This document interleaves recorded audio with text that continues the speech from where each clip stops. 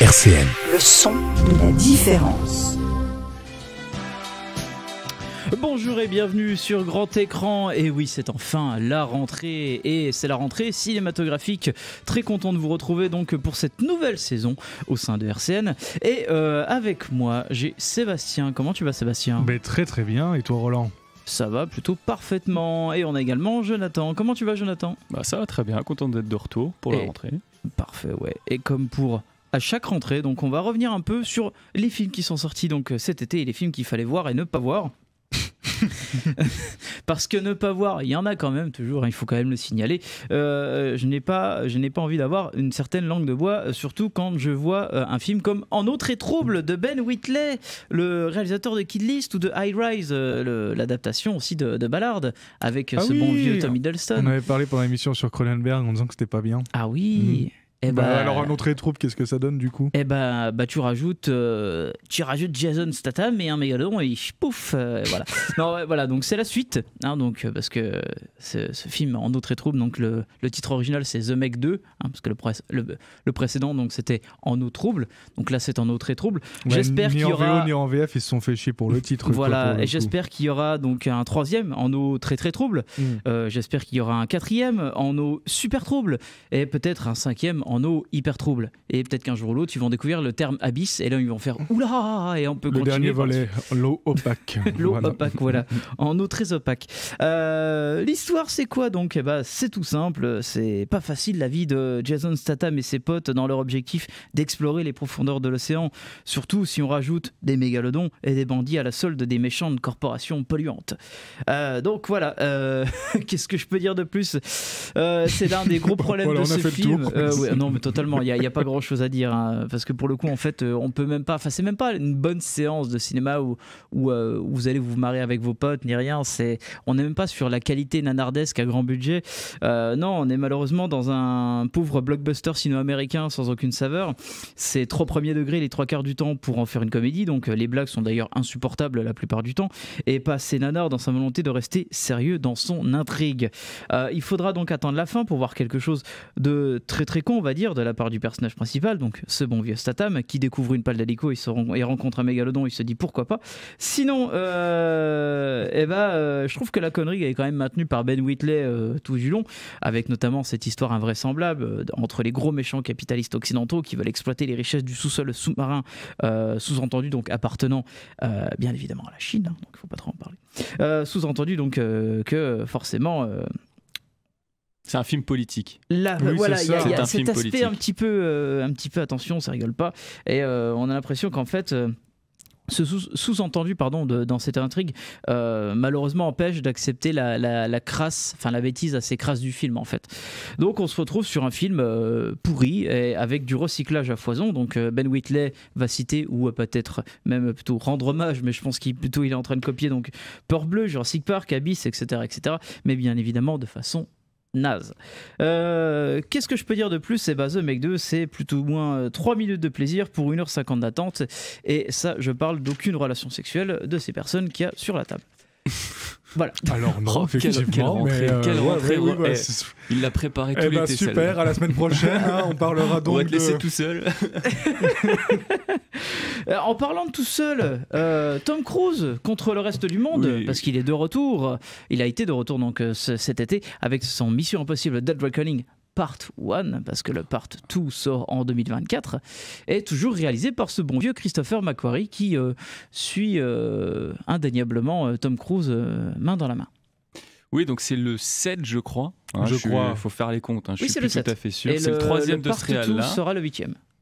Et donc, force est de constater que, en tout cas pour ma part, les 3 derniers sont un peu les mêmes, c'est-à-dire des films que je trouve un peu sans saveur. Bon, il y a des scènes qui vont être pas mal, on va pouvoir peut-être regarder le film sans trop s'ennuyer. Bon, celui-là, vraiment, moi, je me suis ennuyé. Hein, les 2 derniers, c'était quand même à peu près passable, c'était sans saveur pour moi, mais pour moi, c'est Brad Bird qui a fait le dernier Mission Impossible, on va dire correct, bon, avec Ghost Protocol. Ghost Protocol. C'était pas là, fan, les 3 derniers, y a vraiment pas grand-chose à en sauver, je trouve. Je peux pas vous citer 3 scènes de ces films-là. Et là, dans le dernier, c'est Tom Cruise contre l'IA. Ce qui est excitant sur le papier. Sur le papier, mais dans les faits, non. Non, alors, pas du tout, l'IA non, dans le film, non. c'est un espèce de... Ouais, c'est un mélange entre HAL de 2001 et puis les bruits de Signes, des extraterrestres de Signes avec des bruits bizarres. Oh, c'est caricatural au possible. Ouais, franchement, c'est un kitsch. peu, c'est kitsch. C'est un peu bidon. Alors que le film essaye de justement travailler sur un cinéma spectaculaire, mais sans fond vert, un petit peu un côté action, un peu film d'action à l'ancienne. Et pourtant, non, le kitsch revient et surtout. On a un film qui est très long, qui est vraiment 2h30 quasiment 2h45. Ouais, quasiment 3 heures, attention. Hein. Autant je trouvais que le début était à peu près correct, on commençait à suivre l'histoire, il y a une scène comme ça dans un sous-marin qui se suit, mais alors au bout de après, il y a une scène dans un aéroport aussi, un peu dans un qui reste bien dans la vibe des Missions Impossibles. Impossible. Oui. On est dans du Mission Impossible classique, mais au fur et à mesure, on s'y perd complètement dans l'histoire. Pas qu'elle soit compliquée à comprendre, mais que bon, elle est sans grand intérêt en fait. Et l'antagoniste du film, c'est pareil. Il y a des ficelles qui sont vraiment énormes. Il est en et vraiment énorme, des personnages caricaturaux aussi. Je trouve que le méchant ou le nouveau personnage féminin qui est une voleuse comme ça, un petit peu voilà, c'est un personnage de Rebecca Ferguson. Non, Alia Twelve. Voilà, ouais, enfin c'est des nouveaux personnages comme ça qui arrivent et qui voilà, je trouve enfin voilà, sont des personnages assez archétypales comme ça, assez caricaturaux. Et l'équipe, bon, on a toujours ce petit plaisir sur le principe de retrouver Ving Rhames, Simon Pegg. Ouais. Voilà, c'est un peu le principe de Mission Impossible, c'est qu'il y a cette team et je trouve que ça s'essouffle quoi. Moi j'étais moins content d'être là, moins content de les retrouver. Je trouve que le film vaut... Et même quand on a une scène peut-être plus intéressante dans le climax du film, dans la dernière partie, il y a une scène dans un train qui est assez longue, avec un petit peu les ingrédients historiques de Mission Impossible, quelque chose de spectaculaire, des faux semblants, du suspense. Et cette scène qui n'est pas mal réalisée, il se trouve qu'à ce moment-là, on est déjà fatigué. On s'est perdu. L'enjeu, on n'y est plus. L'enjeu n'y est plus et le climax, du coup, la scène est techniquement spectaculaire, elle est plutôt réussie. La scène est plutôt réussie, mais à un moment donné où nous on n'y est plus quoi. En tout cas, moi personnellement, j'y étais plus et j'ai pas été servi par ce film qui devait être ce bon film d'action américain avec une certaine avec du suspense, tout ça.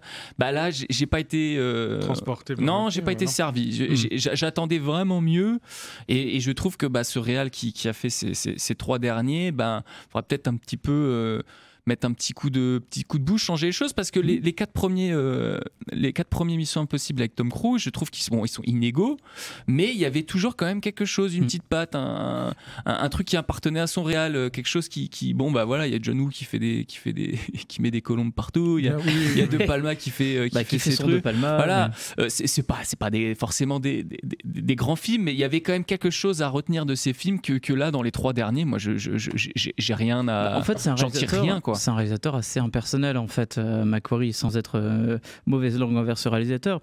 Mais quand on le voit par exemple travailler sur Top Gun, on est vraiment sur une autre façon de travailler, voilà, mais c'est ce que avec un aspect il n'a pas travaillé sur Top Gun, Christopher McQuarrie. Ah non, c'est Joseph Krasinski. Moi, justement, quand j'ai vu ce Mission Impossible, je me disais, c'est Tom Cruise, pardon, excusez-moi. Tom Cruise est derrière, mais quand on voit par exemple Edge of Tomorrow ou Top Gun, c'est avec des réalisateurs qui n'ont pas forcément fait des grandes preuves dans le cinéma mondial, on va dire, ou n'ont pas fait des chefs-d'œuvre avant. Et pourtant, ça donne des très bons films, des films très réussis, des films à grand spectacle, qui ont eu des gros budgets et des gros succès. Et c'est ce qu'on est en droit d'attendre d'une production comme Mission Impossible. Et force est de constater que la recette s'essouffle. La recette s'essouffle et ce sont des films moins mémorables, je trouve, et qui d'ailleurs n'a pas trop marché, je crois, qu'a marché de manière assez relative. Ouais, assez honorable. Après, ce qui est assez honorable aussi, c'est que ce film a été tourné durant le Covid et il a quand même été terminé. Donc c'est quand même assez encourageant d'une certaine manière. Mais oui, force est de constater que ce Mission Impossible semble un peu en bout de course. Et je pense que... Alors je sais pas si Dead Reckoning Part 2 sera le tout dernier.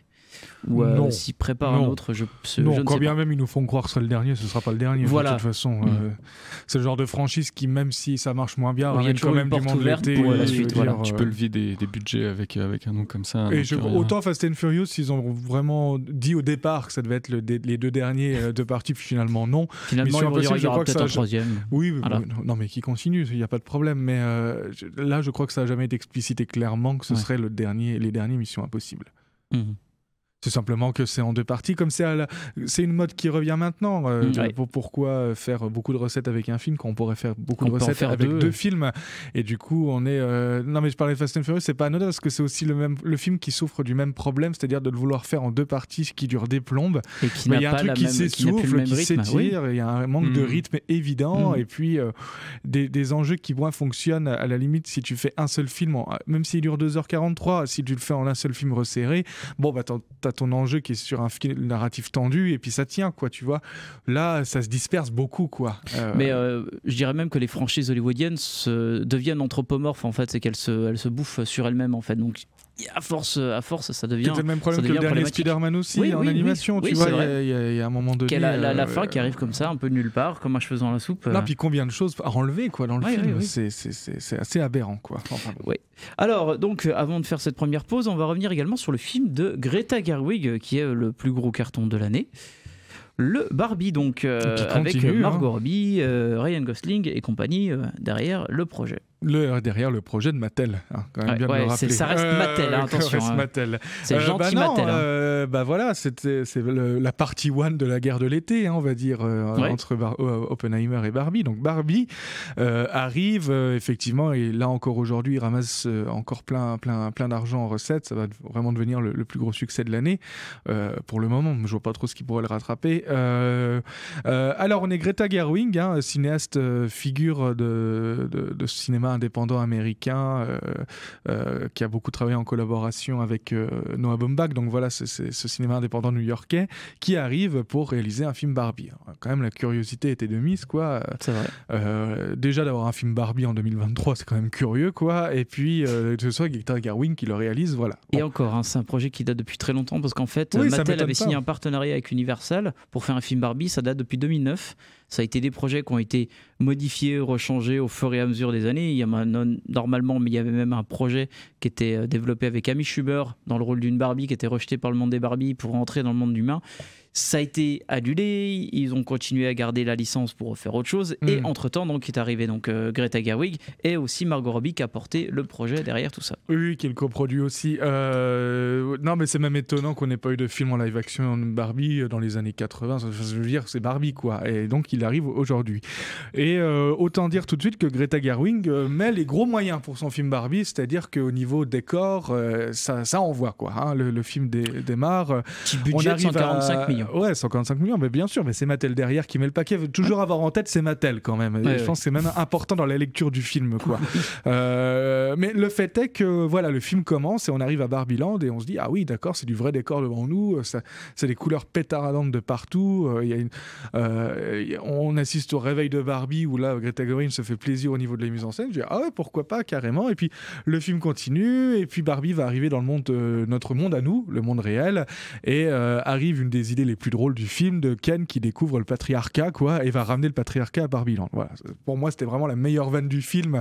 Et d'ailleurs, Ryan Gosling, si on n'avait pas encore eu la preuve que c'était un génie comique, là, il nous le rappelle, quoi, oui, parce que vraiment toutes ces séquences sont réussies. Exactement. Et il est infiniment drôle. Il l'était déjà dans The Nice Guys et là, il a réussi à le retravailler encore d'une certaine manière dans son rôle de Ken. Il va à fond dans un rôle de Ken et sachant que c'est comme Barbie, quoi. C'est comment tu joues ces personnages-là, c'est quoi ces personnages d'ailleurs, et je trouve que voilà, Greta Gerwig s'en sort très très bien et Margot Robbie et Ryan Gosling aussi, même si paradoxalement je trouve que les scènes de Ryan Gosling éclipsent Margot Robbie, quoi. Paradoxalement, c'est quand même alors que le film s'appelle Barbie, mais je veux dire, dès qu'il rentre en scène, c'est un peu compliqué d'avoir les yeux sur Barbie, quoi.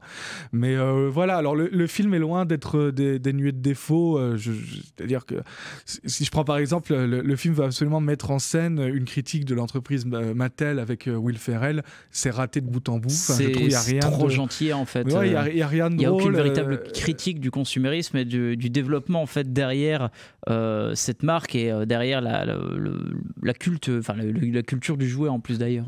Disons qu'on arrive dans ces scènes-là à un niveau de cynisme que justement Greta Gerwig arrive à éviter tout le long du film par rapport au sujet qu'elle entreprend pour parler de la consommation, pour parler du féminisme, du patriarcat, ou quand même, ça fait je ne sais pas combien de temps que j'ai pas vu un film américain qui parlait frontalement de ces questions-là, mais avec vraiment une détente, quoi. C'est-à-dire que c'est vraiment une farce, quoi, Barbie, et Barbieland, c'est vraiment une farce, et je trouve que Greta Gerwig se débrouille très très très très bien là-dedans, quoi. Voilà, après le film, ça reste un film pour vendre des jouets Barbie, quoi. Enfin, je veux dire, il a été créé pour ça. Malgré tout, le discours peut avoir Greta Gerwig dedans. Il a en grande majorité pour but de vendre des Barbie en se disant même voilà, c'est quand même une figure féminine comme une autre, hop, achetons des Barbie, voilà. En tant que film, c'est quand même un bon divertissement, quoi, voilà. Et je trouve encore une fois que tout ce qui est sujet à la farce et au décalage de notre monde par rapport à Barbieland reste quand même très ludique, très amusant à suivre, quoi. Et big up à Ryan Gosling. Faut dire qu'il y a eu les moyens sur les décors, Greta Gerwig a pu s'amuser là-dessus. C'est vrai qu'après à côté je trouve qu'en fait il y a un gros manque. Alors, c'est quand même assez paradoxal, je trouve, parce que c'est quand même une des qualités de la réalisatrice et également de Noah Baumbach, parce qu'ils l'ont écrit à deux durant cette période de pandémie. Et je trouve qu'il y a un manque d'écriture beaucoup plus prononcé par rapport à leur précédent film, quoi. Mais après, alors. Il y a eu des coupes, de Mattel, par exemple. Ça se voit d'ailleurs. Il y a une famille hispanique que rencontre c'est ce que j'allais dire. Barbie, hispanique, il me semble. D'origine hispanique. Que rencontre Barbie, qui s'annonce comme être vraiment un arc narratif important du film. Et finalement. Qui servait de pont en fait entre le lien de Barbie, de son monde, et le monde des humains. Et puis à l'enfance, pourquoi elle était le jouet de qui, du coup, qu'est-ce que ça veut dire. Bref. Toute une ouverture qui se fait avec cette famille-là. Rien ne se fait. Non, parce que c'est-à-dire que rapidement le film retourne sur cette histoire de patriarcat qui a envahi Barbieland. Voilà. Ouais. Donc ça donne des scènes très très drôles, certes, mais d'un point de vue narratif, c'est pas abouti. Ça n'amène plus à rien. Voilà. Oui, je suis bien d'accord. Ou c'est comme le fait de pourquoi se poser la question sur comment Barbie arrive à entrer dans notre monde et que les autres membres de Mattel puissent arriver dans le monde de Barbie. Il y avait toujours ce rapport. En fait, moi, quand le film commençait comme ça, je pensais beaucoup notamment à le film La Grande Aventure Lego qui avait été fait un peu dans un genre pareil où en fait c'était très méta sur notamment l'idée que c'était d'un point de vue d'un enfant en fait qui racontait son histoire. Je pensais que ça allait être repartir là-dessus d'un côté très très intéressant. Et en fait, le film l'oublie. C'est-à-dire, à un moment donné, voilà, il y a deux autres arcs narratifs, il faut en parler, et puis d'un coup, pouf, il y en a un qui disparaît, après il y en a un autre qui réapparaît, puis l'autre disparaît. Et c'est mal amené, on a l'impression presque qu'il y a un côté presque serial, en fait, dans son projet. Mais je pense qu'en fait, c'est surtout, comme on en a parlé, il y a un problème évident de cut, de montage qui coupe, en fait, beaucoup de séquences. Ouais, de choix, ça ne m'étonnerait pas que ça ne m'étonnerait pas que quand la vidéo va sortir, qu'on ait un paquet de scènes coupées, qu'on ait je pense que de toute façon, il va y avoir une version longue, qui arrive, j'en sais rien, mais on le sent dans le film, quoi. Et on verra peut-être, comme elle le dit dans son interview, Greta Gerwig, il y aura peut-être un opéra de Prout super intéressant. Oui, qui a été coupé. Qui a été coupé. Voilà. Oui, on peut pas reprocher une scène qu'elle a pas mis dans le film après, mais non, mais peut-être qu'heureusement elle l'a peut-être pas mis, donc malheureusement, peut-être intéressant. Non, ça veut dire que Barbie était une bonne surprise de cet été quand même. Je veux dire, voilà, le film est loin d'être la catastrophe qui aurait pu être. C'était une comédie et qu'on s'est marré. Bien sûr, quoi. Et on s'est marré. Je veux dire, la mission est quand même presque remplie, quoi. Moi, je trouve aussi. Je trouve que le film, voilà, c'est comme tu dis, c'est Mattel, il y a 150 millions, tout ça, mais on était quand même tous. Les gens avaient envie de voir ce film aussi parce que c'est Margot Robbie, que c'est Ryan Gosling, que c'est Greta Gerwig. Et c'était un film assez dur à faire, je pense. Bien sûr. C'est-à-dire, au-delà du fait qu'évidemment, il y a du budget, c'est un film très, très casse-gueule. Dans tous les sens. Dans tout. Clairement. Et je trouve qu'elle s'en sort quand même vraiment bien. Parce que du coup, et c'est surtout la principale qualité du film pour moi, c'est qu'il y a vraiment des moments drôles. Je trouve que le film, des fois, voilà, tout ce qui est Will Ferrell, tout ça, c'est raté. Enfin, pour moi, ça marche pas du tout. Tout le truc d'entreprise où elle essaie de faire ça un peu façon. Moqueur, oui. Voilà, mais ça, je trouve que c'est vraiment moins réussi. C'est un peu lourd. Mais même sur le discours, des fois, je trouve que elle a un petit peu de mal à à rendre ça aussi léger qu'à d'autres moments où c'est très léger et beaucoup plus fort, je trouve, et notamment, comme tu dis, l'idée de Barbie et Ken qui reviennent dans la réalité, puis qui découvrent le patriarcat, tout ça. C'est un sujet qui ramène les chevaux. Sur le principe, c'est un sujet qui peut être lourd. Et elle le traite avec une facilité et avec un humour qui fait que ça fonctionne. C'est le parti, je trouve, le plus intéressant du film. Parce qu'elle met tellement tous les compteurs aux extrêmes que c'est drôle. C'est ce qui, je trouve, a fonctionné le mieux. Là où Barbie, le personnage de Barbie perd un petit peu la vedette vis-à-vis de Ryan Gosling, mais c'est pas de la faute de Margot Robbie, c'est juste qu'en fait... elle a moins de moments d'humour en fait, il y a moins de moments comme ça où elle a la place pour et du coup c'est la partie peut-être la plus drôle qui pour moi un peu sauve le film et fait que in fine c'était un et qu'à l'inverse c'est la scène plus touchante Margot Robbie qui fonctionne moins bien, mais là voilà, pour le coup elles sont moins marquantes en fait, puis elles dissonnent presque un peu. Alors il y a quand même une scène à la fin où j'ai trouvé quand même assez courageux de dire ça dans un film Mattel aujourd'hui, de dire que c'est... Enfin, non, c'est pas si courageux que ça quand tu y penses, mais c'est de Barbie qui dit non, c'est la vieille dame. Je sais pas qui c'est, mais elle dit à Barbie qu'il y a parce qu'elle joue Barbie stéréotype, quoi. Vraiment, c'est son nom qu'elle a dans le film. Oui, c'est ça. Et de dire de ne pas la renier parce que c'est quand on la regarde elle aujourd'hui qu'on voit le chemin qui a été parcouru dans la représentation de la femme. Je trouve ça assez courageux, mais enfin tu peux te dire aussi que c'est pour que Mattel revende ses Barbies stéréotypées. Enfin voilà, peut-être. Je veux dire, non mais le film est paradoxal de base, donc prenons-le pour ce qu'il est, une comédie, et en tant que comédie, elle s'en sort très très bien. C'est vraiment plutôt chouette. Exactement. Alors pour le coup, donc on va faire une petite pause bio, donc I'm Just Ken parce que Ryan Gosling tout simplement, et on revient après sur le reste des sorties cinéma de l'été.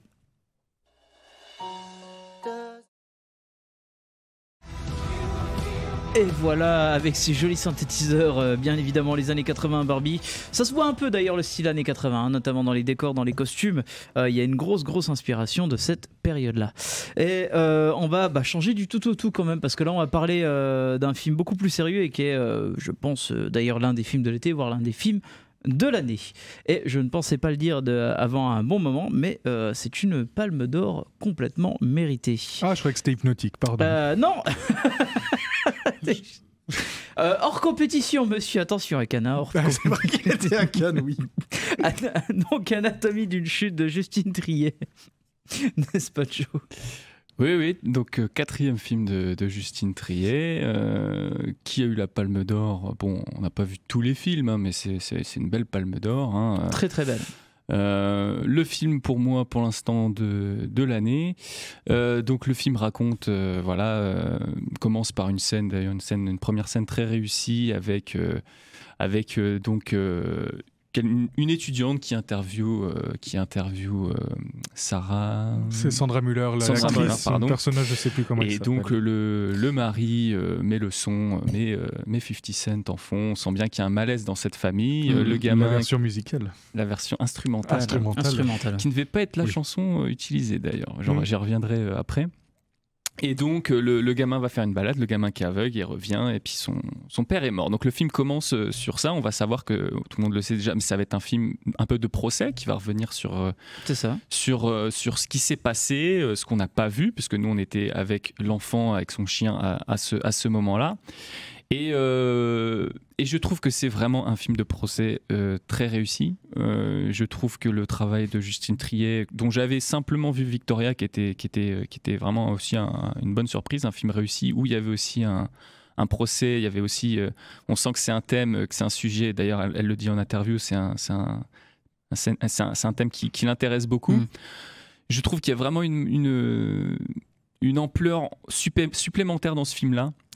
Vis-à-vis de Victoria, je trouve qu'elle a réussi à trouver une justesse entre un aspect documentaire et un aspect et les outils cinématographiques qui lui sont à disposition, pardon. Ouais. Et vraiment, de toute façon, on va en parler ensemble. C'est je trouve un film qui dure quoi, 2 heures 2h30. On s'ennuie pas une seconde. L'histoire est captivante, les interprétations des différents acteurs, actrices parfaites. Oui. On va en parler un petit peu plus tard, mais oui. Donc voilà, grosse réussite. Qu'est-ce qu'on peut dire sur le film? Que voilà, il y a presque une petite fierté de voir le cinéma français, un cinéma comme ça français exigeant, très écrit, mais en même temps avec une mise en scène adéquate.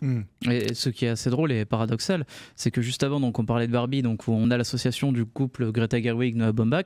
Ici, donc là, on a quand même également aussi un couple, parce que finalement, on a la cinéaste Justine Triet qui l'a donc coécrit avec son compagnon Arthur Harari, qui avait notamment donc réalisé Onoda récemment. Et c'est vrai que là, la force du film aussi, comme on en parlait, donc les 2h30, on les voit pas du tout passer, parce qu'il a une qualité et un rythme absolument excellent dans sa manière de travailler sur le côté procédural du film, sur le côté film de procès, même presque pas thriller, attention, parce qu'on est encore très très loin du thriller, mais il est construit vraiment, et c'est peut-être sa force aussi, comme un puzzle en fait, ce qui permet en fait au spectateur en fait d'être projeté dès la première scène et qui nous permet finalement au fur et à mesure de comprendre tardivement le sens de différents points de vue des personnages par la suite.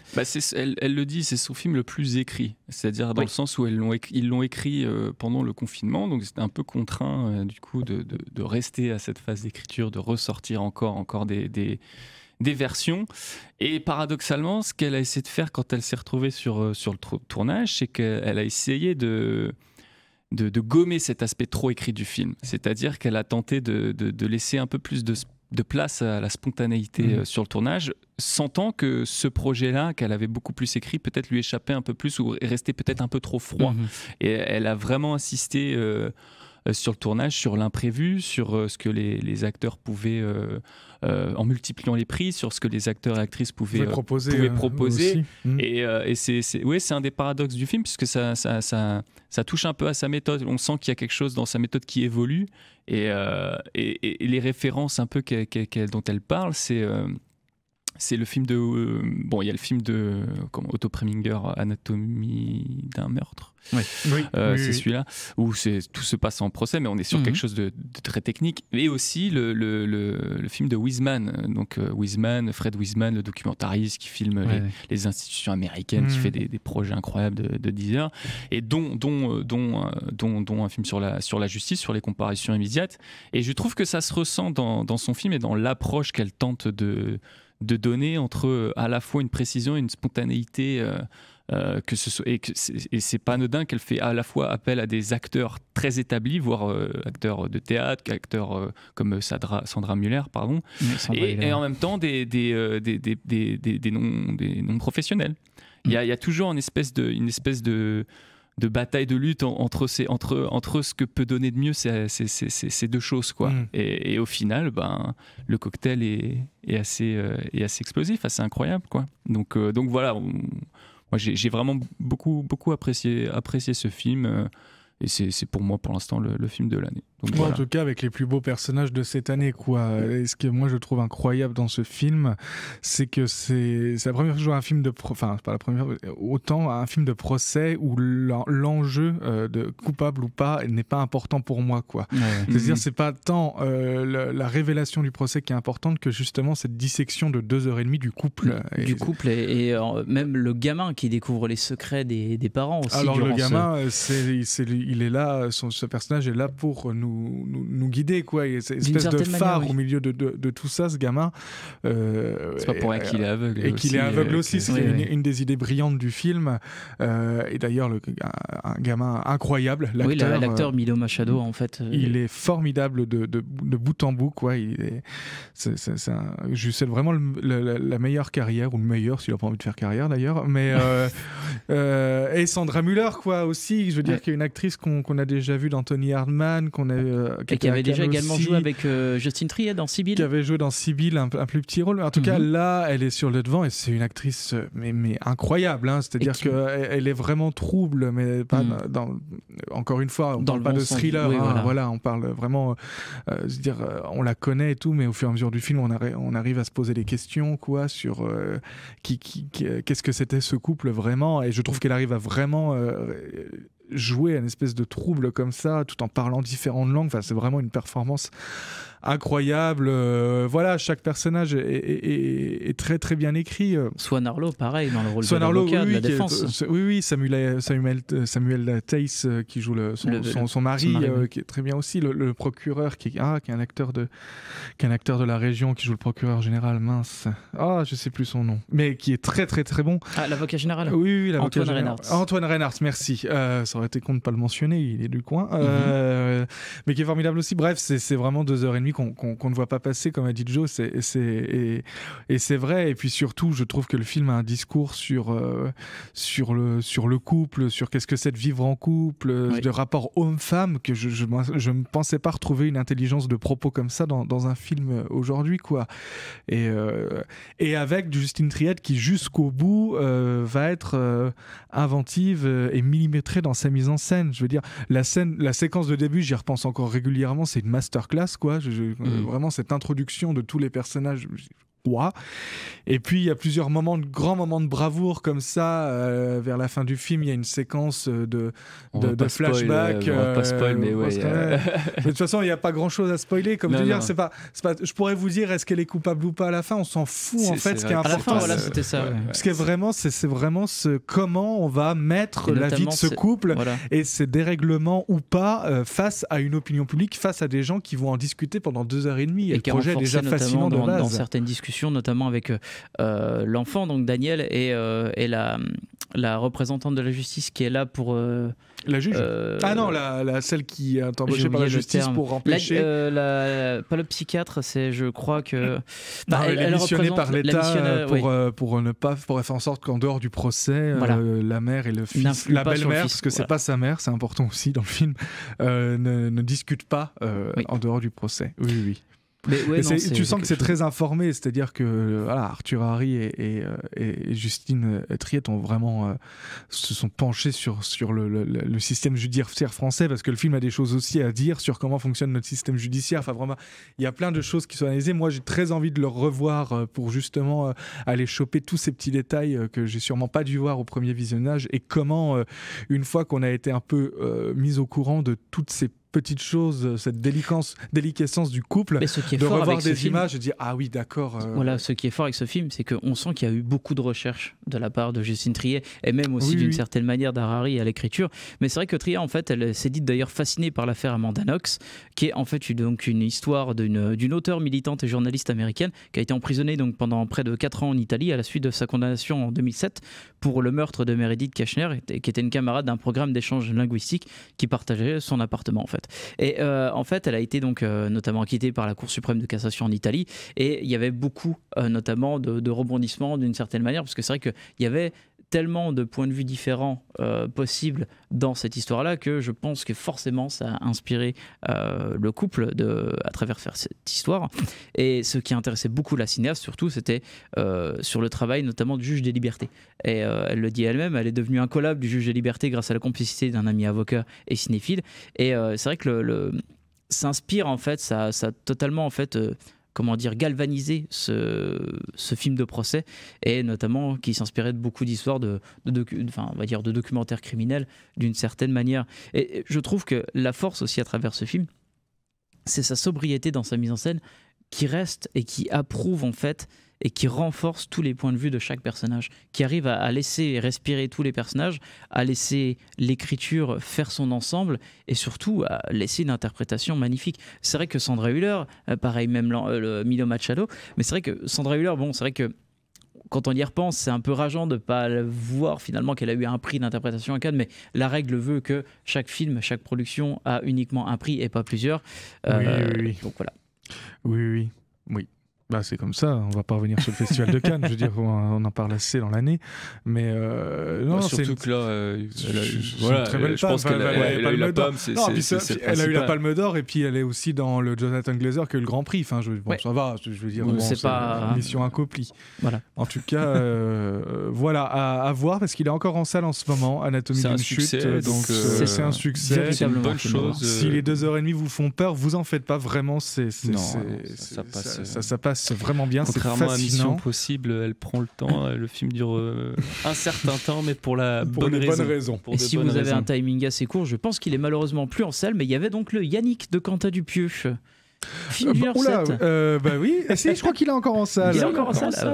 Alors voilà, on est arrivé cet été, on avait Barbie, on avait Oppenheimer, on avait Mission Impossible qui étaient des attentes pour tout un chacun. Et puis là, Dupuis arrive, bonjour, j'ai fait un film d'une heure 10, voilà, il est en salle. Bon. Ça va être l'histoire de Yannick qui va voir une pièce de boulevard dans un théâtre parisien. Qui s'intitule Le Cocu. Qui s'appelle Le Cocu, tout à fait. Avec, ils n'ont pas le nom là, c'est Pio Marmaille, Blanche Gardin et d'autres, mais c'est pas eux, dans le film. Et donc Yannick en a marre et il a dit, écoutez, moi ça m'embête, votre pièce elle m'ennuie, alors j'étais venu pour me divertir et ça va être le plot de base du film. Tu peux le faire avec l'accent Non, je ne veux pas, je veux pas du tout marcher sur les pas de Raphaël Quenard, qui va être notre grand héros de cette chronique. Et donc voilà, c'est 1h10 où on est en huis clos, quasiment oui, en huis clos. Oui, c'est totalement huis clos. Non, pas totalement. On sort de temps en temps, et d'ailleurs, c'est dans les reproches que j'ai à faire au film. Mais dans le huis clos, dans ce théâtre, avec Yannick qui va d'abord dire écoutez, ça me plaît pas. Donc ça crée déjà la situation assez cocasse de stopper une pièce avec le peu de gens qu'il y a dans la salle, mais il y en a quand même. Et la tension qui monte. Et puis la tension qui monte, jusqu'à on va pas révéler tout ce qui se passe, parce qu'il se passe quand même des choses en 1h10. Tout ça pour dire que Yannick est pour moi, je pense vraiment, c'est mon Dupieux préféré, quoi, parce que il n'a pas tous les éléments qui peuvent me déplaire chez Dupieux. Et tout le film, d'ailleurs il le dit lui-même, il a fait ce film pour Raphaël Quenard, quoi, pour son acteur principal. Et effectivement, quoi, je veux dire, c'est le héros de ce film, quoi. C'est la star. Et au-delà d'un film qui était quand même très, très, très drôle à suivre, effectivement, c'est la révélation Raphaël Quenard dans ce film que je découvrais pour la première fois et qui est un comédien extraordinaire. Qui a un sens du dialogue, qui a un sens de la répartie, du rythme, enfin je trouve vraiment exemplaire, quoi. Et le film se tient juste sur comment il va répondre aux autres gens, il va avoir sa répartie pour dire écoutez, c'était de la merde, je vais écrire ma propre pièce de théâtre maintenant, enfin bref. Je regrette 2-3 petites bricoles, 2-3 petits trucs un peu vulgaires dans lequel Dupieux, c'est une réplique ou deux, il y a cette histoire, comme ils peuvent pas sortir, ils pissent dans la salle de théâtre, je me demande si c'était vraiment nécessaire, quoi, tu vois, alors que justement tout tient avec ce héros. Et puis à la fin qui me questionne beaucoup, je dis pourquoi absolument vouloir amener ça alors que ce plan de fin, tu veux dire? Oui, ce plan de fin que je vais pas dévoiler, mais bon, voilà, moi je me demande la pertinence de ça, alors que justement ce qui me rend d'autant plus curieux, c'est que Dupieux est un mec qui adore faire du méta pendant tous ses films, quoi. Oui, c'est vrai. Et là il avait l'occasion, il avait un boulevard pour se poser vraiment la question, alors du coup ce Yannick, est-ce que c'est vraiment un spectateur mécontent ou est-ce que ça fait partie de tout ça? Pièce, on peut se poser des questions pendant et il ne le fait film, pas. Alors ça sert aussi à mettre en valeur vraiment juste le personnage de Yannick en tant que tel et puis la performance de l'acteur. Mais du coup, ça me pose question, quoi. Et c'est ça qui est fort avec ce personnage de Yannick, c'est qu'en fait, il y a vraiment, je trouve, un côté très très touchant envers ce personnage. Parce que finalement, il le dit lui-même, il est issu, en fait, je crois qu'il fait un travail de nuit, donc il est vigile. Voilà, il est vigile de nuit, donc il a pas une vie facile. Et en fait, on le rabaisse plus que terre, et finalement, forcément, on va dire, il va réagir, quoi, sans trop spoiler. Ouais, mais c'est surtout, c'est un clown, quoi. Enfin, en fait, clairement, Yannick, c'est un personnage de clown à part entière. Cette façon où il va décider de écrire une pièce et que les autres vont l'interpréter. Au début, forcément, on pense à ce côté très ridicule, et en fait, au fur et à mesure, il y a vraiment cet attachement réel au personnage qui amène également un côté en plus vraiment ridicule de cette pièce, parce que forcément, il ne sait pas écrire de pièces, il est pas dans ce style-là, mais je trouve que peut-être le plus beau plan du film, en fait, je trouve, c'est on voit cette réaction d'Yannick qui est derrière la scène et qui regarde en fait sa propre pièce en train d'être jouée. Et en fait, tu sens qu'il est ému, en fait, ce personnage. Et je trouve que cette force, en fait, elle est amplifiée. Et c'est vrai qu'après, on a ces plans de fin qui peuvent poser des questions sur le pourquoi. De sortir de ce moment-là. Voilà. Et surtout que... Je pense qu'en fait, il aurait pu terminer le film avec juste le plan frontal. Moi, je pense qu'il aurait pu terminer le film en filmant l'affiche Le Cocu. Dehors, vas-y, voilà, c'était le cocu. Et tu dis, putain, mais qu'est-ce qu'on a vu du coup? Et non, mais surtout que c'était cohérent avec le film qui pose la question, mais qu'est-ce qui fait spectacle, quoi, en fait? C'est quoi qui fait cinéma? Enfin, c'est quoi qui fait théâtre / cinéma? Qu'est-ce qui fait spectacle? Et en fait, on se rend bien compte même que quand Yannick est très content que sa pièce elle joue, mais elle est pas mieux, quoi, tu vois? Non. Mais le spectacle, ça a été les 1h10 de ce monsieur dans une salle de théâtre et vient vraiment poser la question de où se passe le jeu, où se passe. Voilà, bon. Ouais, je tiens à dire, moi, Joe a détesté le film. Non, moi je suis clairement moins emballé que vous. Mais je trouve comme toi que le film offrait un boulevard, parce que je trouve que le film, là où il était intéressant, c'était sur l'aspect théâtre notamment, et j'ai bien aimé l'interprétation des trois qui font cette pièce, le cocu, ça me faisait vraiment marrer le début du film, et je trouve qu'il y avait un peu un boulevard pour aller plus dans cette voie-là, et le film, je trouve, en sort un petit peu, et c'est ce qui m'a laissé un petit peu sur le côté, qui fait qu'in fine, bon, il y a vraiment plus, j'en ai vu quoi, 3-4 de Dupieux, je le mettrais pas dans mes préférés celui-là perso. Voilà. Eh ben, je pense que je suis comme Seb, je pense que c'est le meilleur Dupieux tout court. Alors, donc on a eu également, juste avant de faire une petite pause BO, donc on a eu également aussi ce mois-ci, enfin ces 2 derniers mois, un film d'animation, d'ailleurs qui forcément est issu, je pense, de cette forte inspiration que a été maintenant les Spider-Man et les derniers films d'animation de chez Sony.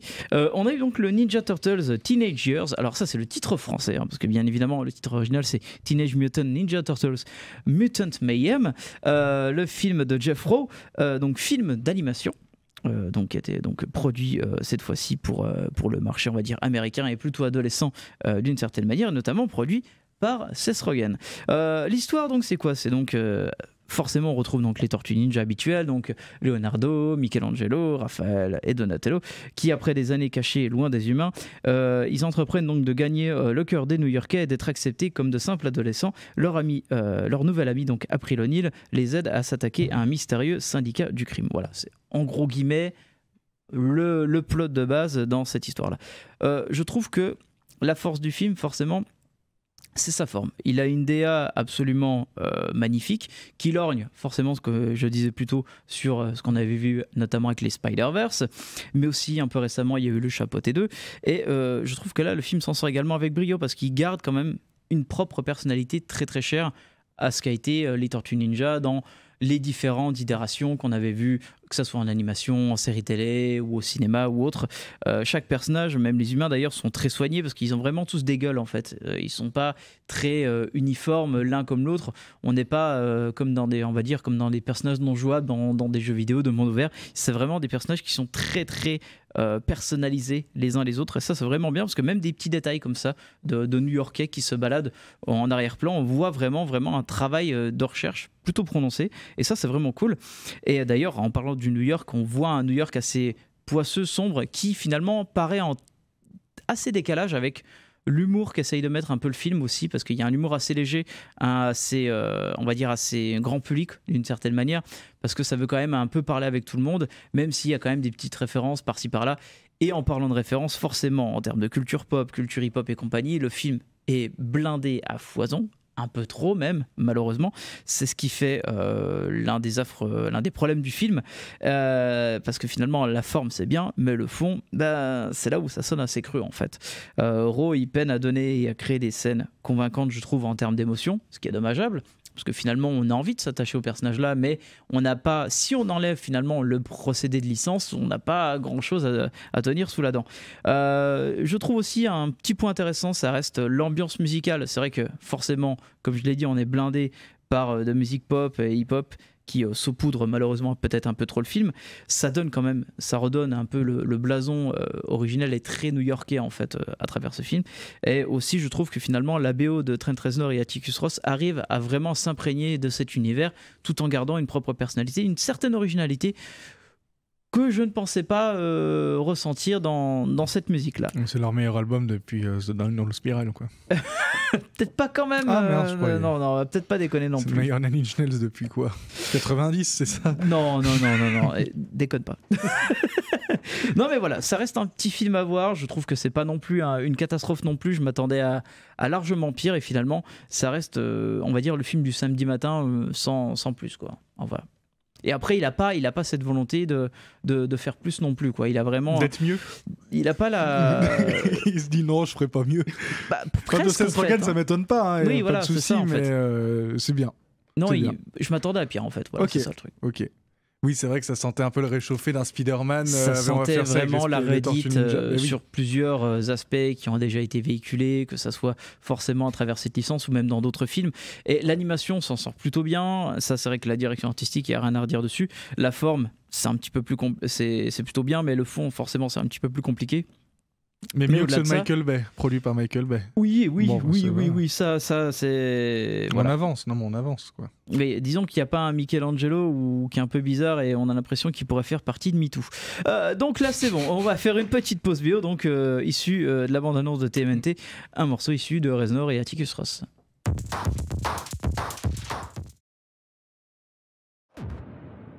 Et voilà, donc c'était issu de Teenage Mutant Ninja Turtles. D'ailleurs, donc c'est bien leur meilleur album depuis. Je confirme. Depuis Watchmen, la série. Allez, voilà, il fallait que je te la balance, celle-là. Merci.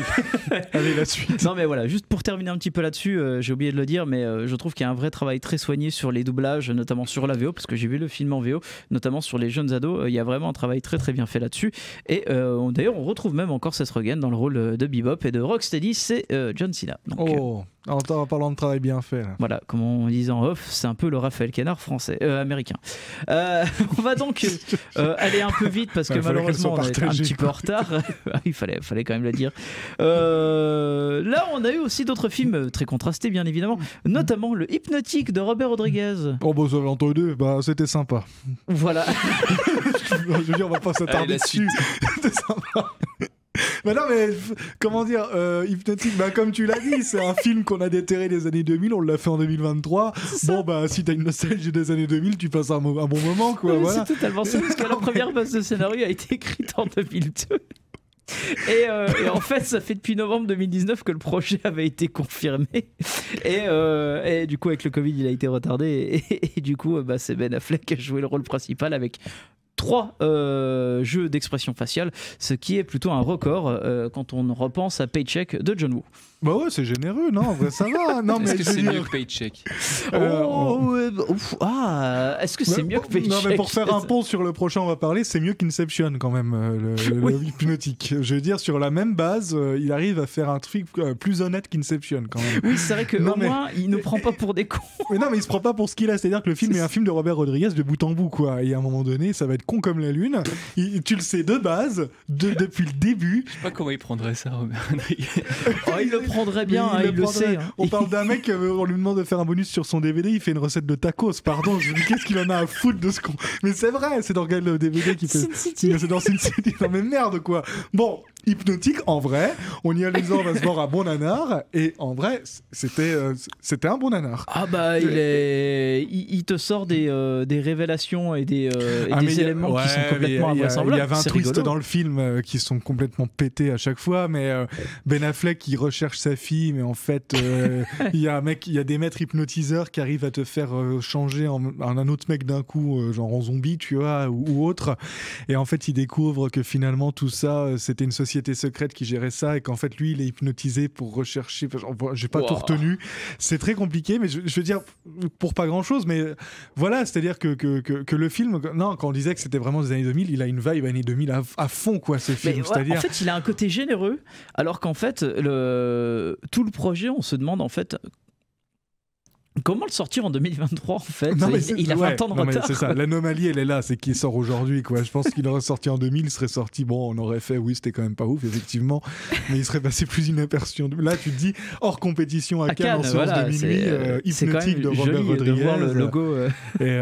Non mais franchement c'est justement, tu en parlais de The Meg 2 où c'est imbuvable. Bon bah là Hypnotique vous le matez entre potes un soir, c'est cool quoi, je veux dire c'est... Oui il est certes bouffé par ses influences beaucoup trop nombreuses, mais ça reste comme je l'ai dit, généreux. En fait, c'est bizarre parce qu'en fait, contrairement à tous les projets de séries télé qu'a fait Robert Rodriguez, je pense notamment au livre de Boba Fett, je trouve qu'en fait, il a beaucoup plus de sincérité dans ses projets cinématographiques. Tu voulais dire que tu avais aimé, d'ailleurs. Tu voulais préciser que tu avais aimé Boba Fett. Oui, bien sûr. J'adore Star Wars, bien sûr, bien évidemment. Non, bah t'as le droit, il n'y a pas de souci. Oui, pas de souci. Non, mais voilà, Hypnotique, voilà, c'est con comme la lune. Il faut le lancer. En même temps, voilà, vous le lancez pour ça. Je veux dire, il fait très bien le taf. Je veux dire, voilà. On va aller un petit peu plus vite. Pour un truc con comme la lune, on va passer à l'autre film. Malheureusement, en retard. Ouais, mais j'en ai un autre entre temps parce que il fallait quand même que je parle vite fait d'une de mes meilleures claques de cette année également, qui est sortie donc le 11 juillet. C'était Limbo de Tsui Chiang. Tsui Chiang, donc réalisateur hongkongais, et ça raconte quoi? Donc ça raconte dans les bas-fonds de Hong Kong, donc un flic vétéran et son jeune supérieur doivent donc faire équipe pour arrêter un tueur qui s'attaque aux femmes, avec comme détail sordide de laisser une main coupée. Afin d'avancer dans leur enquête, ils décident d'utiliser notamment une jeune délinquante comme appât. C'est donc rien que son scénario, c'est un film sombre, âpre, qui certes a une histoire assez classique. Tsui Chiang parvient quand même à sortir pour moi le polar de l'année. On est dans un film forcément très sombre, très dur, visuellement parlant. C'est un noir et blanc quand même très éclatant d'une certaine manière parce qu'il bouffe quand même sur beaucoup d'aspects de lumière, ce film, et je trouve que d'ailleurs le montage est parfaitement lisible, que le travail du noir et blanc en fait renforce cette cradeur et même je dirais la grandeur poisseuse de Hong Kong. D'ailleurs Hong Kong a un portrait quand même très peu glorieux dans cette histoire parce qu'on y est frontalement plongé, où on voit donc la misère d'une population soumise à la violence, à la prostitution, à la drogue, et avec cette ambiance donc crépusculaire, voire apocalyptique d'une certaine manière. Il y a un très très bon travail en fait des plans, notamment en plongée. Il y a un vrai travail de mise en scène là-dessus. Chiang en fait arrive à renforcer ses protagonistes dans cet enfer en fait, à travers leurs problèmes internes en fait. Il y a vraiment une métaphore, je trouve, des chemins de traverse, des manteaux en fait des personnages, notamment liés forcément au traumatisme et au passé totalement ingérable de ce qu'ils ont vécu, et notamment en fait les poussant notamment dans une quête de rédemption quand même un brin masochiste quoi. Notamment, on retrouve le questionnement du pardon, d'accepter le pardon, le deuil, et notamment se faire une place dans un milieu qui lui est hostile. Voilà. Moi, j'ai essayé de pas écouter parce que je l'ai pas vu encore le film. Mais je vous conseille vraiment de voir ce film. Il n'est pas resté en salle assez longtemps. Il faut rester s'accrocher psychologiquement, il est quand même assez dur. Et voilà. En parlant de film psychologiquement dur, parce qu'il est très long. Pour d'autres raisons. Oppenheimer, Joe, tu l'as vu. Et ce sera notre dernier film chroniqué. Bah ça y est, j'en ai marre de... Ça y est. Non, parce que... De quoi? Précise, tu me fais peur. Là, Nolan, ça y est. Là, ok. Juste Nolan. Parce qu'il y a des films de lui que j'aime plutôt bien et tout, mais là, l'enchaînement Tenet, Oppenheimer, ça y est, tu satures. Et pourtant, c'est deux films très différents. Hein. Dans sa conception, dans l'histoire, je dirais. Je sais pas, j'ai pas vu Tenet, mais moi, l'Oppenheimer n'a pas l'air très différent des autres. Oppenheimer, on est plus sur un biopic d'une certaine manière. Mais là, oublie, Tenet, voilà, c'est ça. Non, mais en fait, le genre de mise en scène. Bon, il n'y a pas de scène d'action aussi comme dans Tenet, mais ça reste quand même du Nolan, on va dire quasiment caricatural, j'ai presque envie de dire. Où la mise en scène se fait tambour battant avec une musique à la Pirate des Caraïbes, toutes les 2 secondes ça tape, tu comprends pas ce qu'ils se disent. Et franchement, le sujet me passionnait. Moi, c'est un sujet en plus, vraiment, là, je me suis dit, franchement, bon, Tenet, j'ai pas aimé du tout, mais faire un film sur Oppenheimer, là, moi, ça me parlait beaucoup. Et en plus, c'est quelque chose qui n'est pas très connu aux États-Unis, ce dont il parlait. C'est pour ça que le film a aussi une valeur politique que peut-être nous, en tant que Français, nous échappe, mais qui est peut-être plus importante aux États-Unis, parce que c'est un film, entre guillemets, à gros budget, qui déterre un peu quelque chose qui était un peu tabou là-bas, et on peut saluer la conception de la bombe atomique, hein, donc. Mais surtout le traitement aussi d'Oppenheimer après, et les considérations politiques qui ont le macartisme, tout ça. Donc amener ce sujet-là dans un blockbuster aux États-Unis, c'était assez couillu. Donc ça, pour le coup, le problème, c'est la façon de faire son film. En fait, il y a 2 films. Il n'y a pas un film. Oppenheimer, c'est 2 films. Et c'est un film sur la construction de la bombe et un petit peu les débuts d'Oppenheimer, et ensuite il y a un film politique, un film de procès, et ces 2 films ne cohabitent pas du tout l'un avec l'autre. Et quand on a cette dernière partie où on se tape 1 heure de scène de procès qui pour moi, désolé, mais sont sans intérêt, sans enjeu, avec une mise en scène où il peut pas s'empêcher de faire des plans, c'est fatigant. Franchement, c'est fatigant. Tu prêches un convaincu pour ma part. Hein, mais moi, c'est très irritant. Mais c'est un peu irritant. Et moi, franchement, Nolan, j'ai pas de problème avec lui. Je défends certains de ses films sans problème. Il y a aucun souci et tout. Mais là, vraiment, ça me fatigue. C'est assez fatigant. Je trouve qu'il est en train de tomber dans une espèce de facilité, comme de si caricature aussi. Ouais, quasiment. Et puis là, c'est même maladroit en fait. Il y a vraiment des scènes maladroites où je pense qu'il se trompe vraiment dans la manière de traiter son personnage, dans la manière d'aborder ses scènes. Et du coup, on a à la fin un truc très fouillis où cette dernière heure devient un peu interminable et où alors qu'il y avait franchement, sur le papier, il y avait de quoi faire un super film. Et c'est aussi pour ça que j'y suis allé le voir, c'est que Nolan qui parle un petit peu de la science, je pensais que cinématographiquement il y avait quelque chose qui pouvait justement le ramener un petit peu, je dirais pas à la raison, mais le ramener dans quelque chose de peut-être de plus ailleurs, en tout cas, ailleurs de quelque chose qui je pense était cinématographiquement vraiment intéressant. Et même sur ça, alors il y a peut-être, voilà, vous allez me dire, ouais, il y a plusieurs scènes à sauver. Oui, il y a des scènes à sauver, mais à la fin du film, quand tu fais le bilan des 3 heures, j'aurais pas dû y aller, clairement, j'aurais pas dû y aller. C'était souvent bon, je suis pas parti de la salle, mais il y avait des moments où c'était tentant. Et ce qui est vraiment dommage, c'est que tu as vraiment l'impression qu'il y avait 2 bons films à faire il y avait 2 bons films à faire, et il a essayé d'en faire qu'un seul, en donnant un côté épique au truc, et ce n'était pas adéquat, je trouve. Et ben voilà, en fait, il fallait faire comme Mission Impossible, faire un part 1 et un part 2, tout simplement. Nolan, si tu nous écoutes, tu feras ça pour la prochaine. Non. Je rigole, bien évidemment. Merci Sébastien, merci Joe pour cette toute première émission de la saison. On revient donc la semaine prochaine pour un tout autre sujet. Merci Pierre à la régie, et on se retrouve donc à la semaine prochaine. Ciao tout le monde.